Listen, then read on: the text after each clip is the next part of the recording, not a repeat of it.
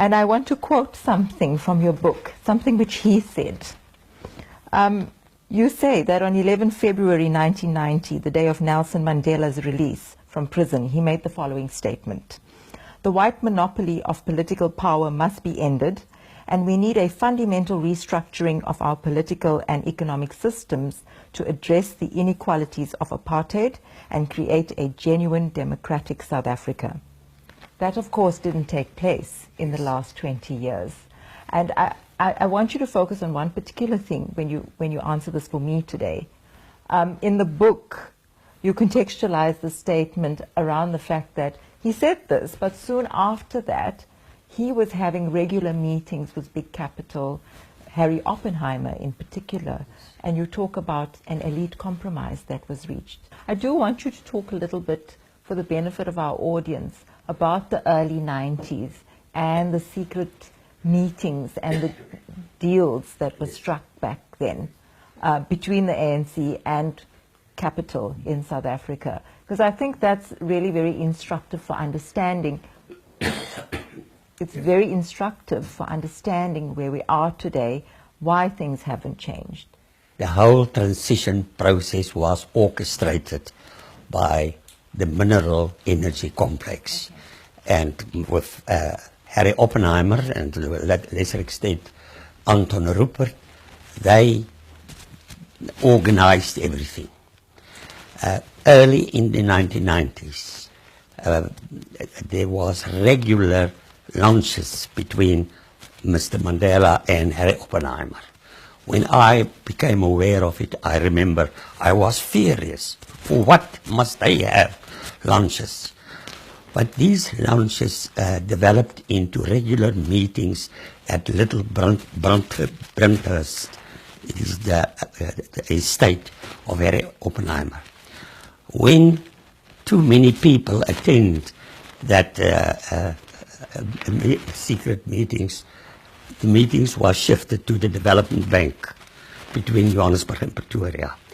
Normally at night, it was easy to park the cars at the back side of the building, and people on the N1 was not aware of that important meetings that was taking place there. And there, the ANC was convinced to forget about their ideas of socialism and large-scale government intervention, etc.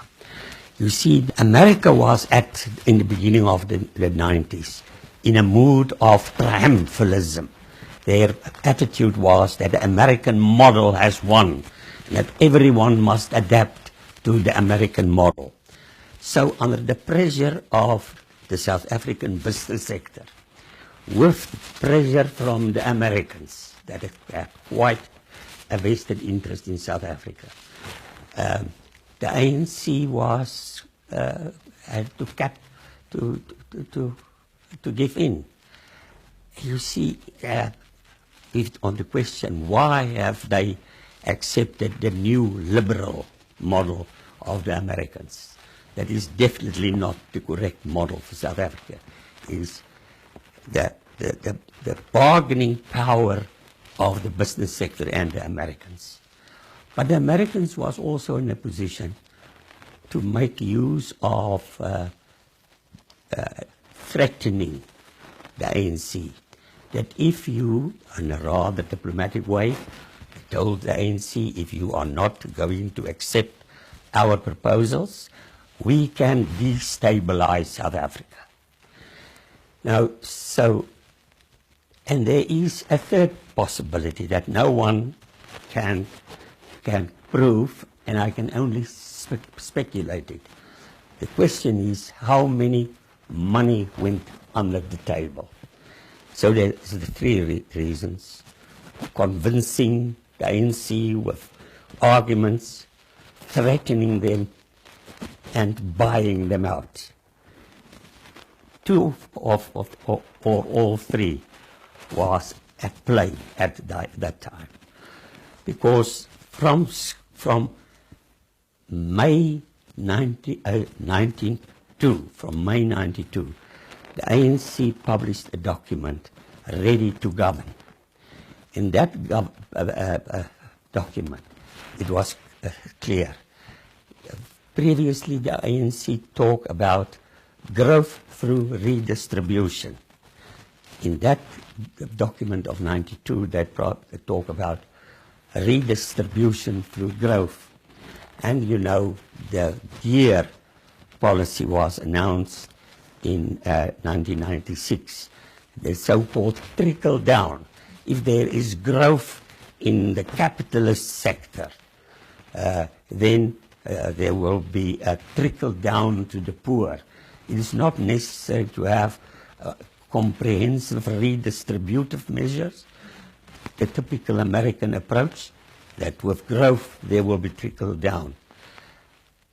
In November 1993, South Africa was governed by the Transitional Executive Committee, the TEC. There was 8 National Party ministers and 8 senior members of the ANC.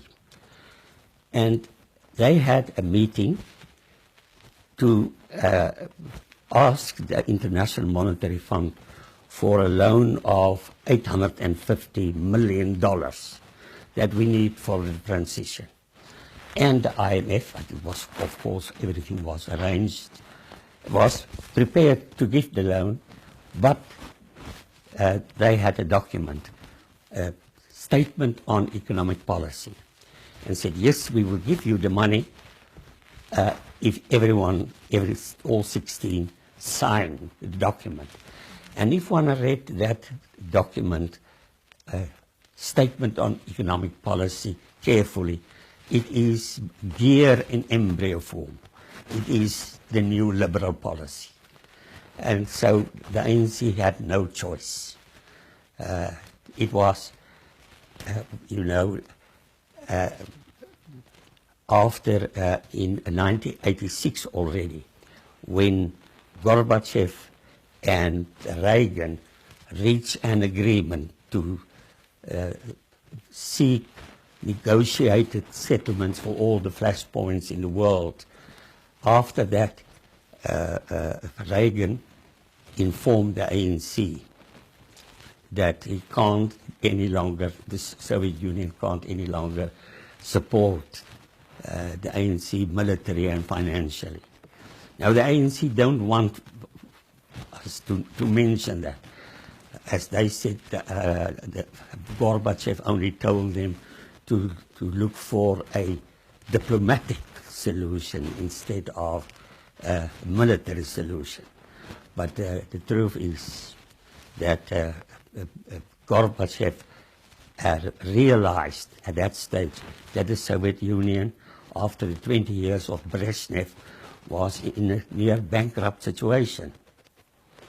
And it is rather remarkable that the American government put quite a lot of pressure on the National Party from Washington, and that Gorbachev from Moscow was putting pressure on the ANC to seek a solution. But it was a solution in the end that the Americans want. You see, America is in such a powerful position. All the countries that became, all the colonial colonies that became independent since the Second World War, has in fact been recolonized by the American empire. All these colonies have become satellites, dependent satellites of the American empire.